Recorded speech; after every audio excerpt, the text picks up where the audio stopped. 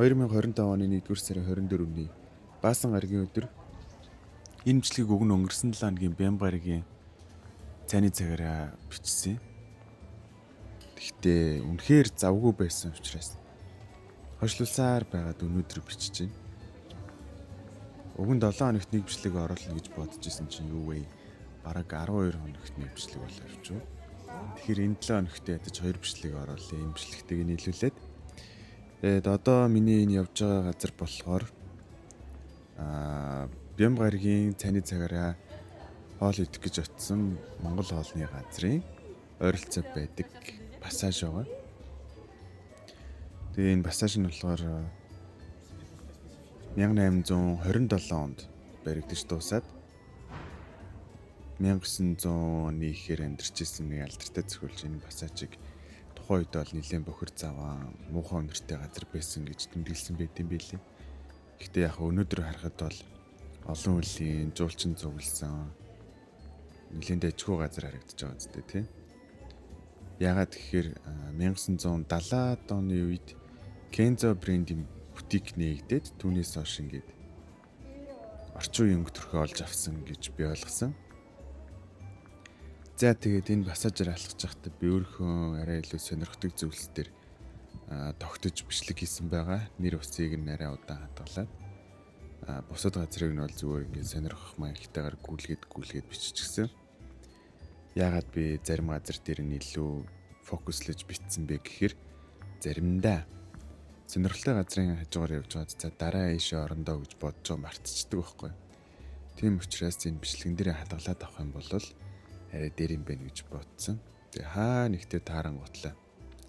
Өмнө нь орно гэжсэн газар шүү дээ. За дараа заавал орно гэх юм өртөө. Парист ер нь сонирхолтой газар их л дээ. Жишээлбэл саяны театрыг бол би дараа орно гэж тооцоолоод одоо энэ бичлэгэн дээр арай тогтоод бичиж байгаа юм байна.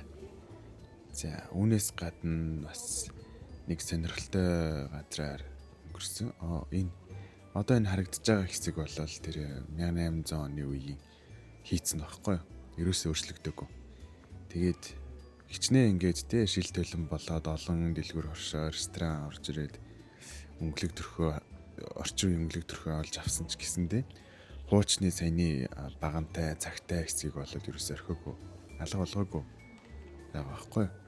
Тэгээ Улаанбаатар хот одоо Монгол улсад байгаа юм эртний сонирхолтой газруудыг бас хүүхдүүхэн хадгалаа дараагийн залуустай ирээдүйдээ үлдээж сонирхуулаасай. Бити устгаад байгаасай гэж бас боддөг юм аа. Музейг нурахад эсэргүүцчихсэн хүмүүсийн нэг л дээ би. За энэ харуулж байгаа кафе болохоор бас сонирхолтой кафе.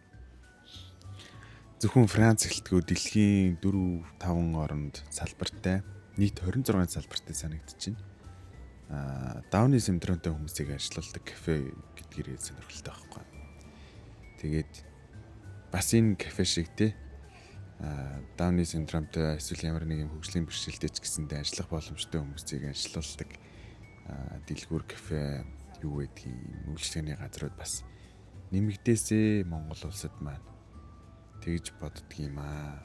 Яг үүндээ хөгжлийн бэрхшээлтэй гэж нэрлэдэг ч гэсэндээ тэр хүмүүс бол хөгжгөөс ерөөсөө бэрхшээгүй хүмүүс шүү дээ. Тэгээ надад бас зөндөө олон тийм найзууд байдаг. Мундаг залуучууд байгаа. Тийм. Зя пассажаа өнгөрөөд алхаж явна. Энэ өдөр Бямбгариг өнгөрсөн 7 хоногийн хідэн гэдгийг марччихжээ. Тоо бодгоосоо залхуурчлаа. Тэгээ нэлийн хүүт өдөр байсан. Парис хотод одоогоор бол ерөнхийдөө нэг тэг эсвэл хасах градусын дулаантай байгаа. Гэтэ яг Монголтой харьцуулах юм бол арай дулаан сонсогдож байгаа ч гэсэндээ далайн төвшнөөс хэд намдар учраас ер нь нэлийн сэрүүн чиглэг уур амьсгалтай. Хасах юм бол бас хүүтэндээ орно. Тэгэхээр 30 нэмэх наснууд бол хэдийн давхар өмдөндөө орсон.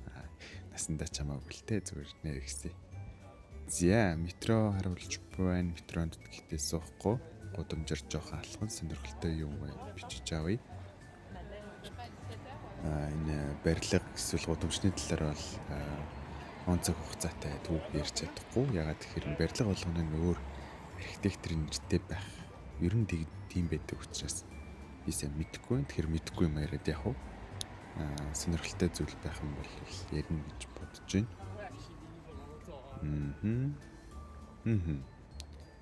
Зя. Парисот маань нэг иймэрхүү өвөл учраас дандаа ийм бүүдгэр байгаа. Энэ харагдаж байгаа бугыг харж байна уу? Тийм ээ, энэ бол шоколадын буг юм аа. Шоколадны дэлгүүрэлтэй. Тэгээ шоколад дээр хийсэн юм сонирхолтой зүйлсийн дүрсийг авч хадгалж байгаа юм байна. Нөгөөтэйгөр Парис хотод бас шоколад, өөр чихэр янз бүрийн сонирхолтой хоол амттан десерт дээр ингээд урлаг болгож хийсэн зүйлсэндөө байдаг л да. Үний өвчгсөн бас янз бүрийн харьцангуй үнэтэй ч байна, боломжтой ч байдаг.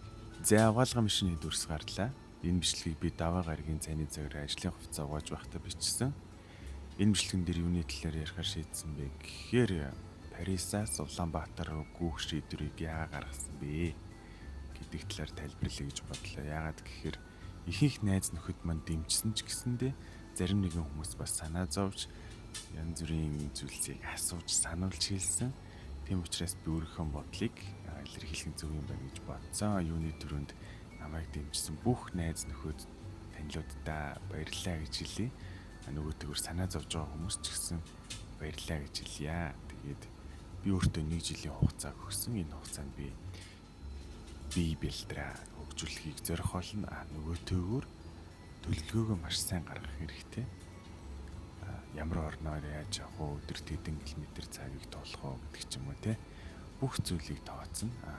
Нэгдүгээрт би Европын орнуудаар аялье гэж боддог байсан. Яг үр хүчийн үрээд. Жуулчны хуваар аялах, аялагчийн хуваар аялах, тухайн газар орны амьдралд нуусч явах гэдэг бол шал өөр мэдрэмж гэдгийг би ойлгож байгаа. Хоёрдугаарт болохоор гүйлтийн спортод би үнээр сонирхолтой. Өмнө цэрэг харимд бас нэлээдгүй хэсэг хугацааг өнгөрүүлж байсан туршлагатай учраас үр хүчийн үрээд ганцаараа гараад явхад асуудалгүй гэж бодож байгаа.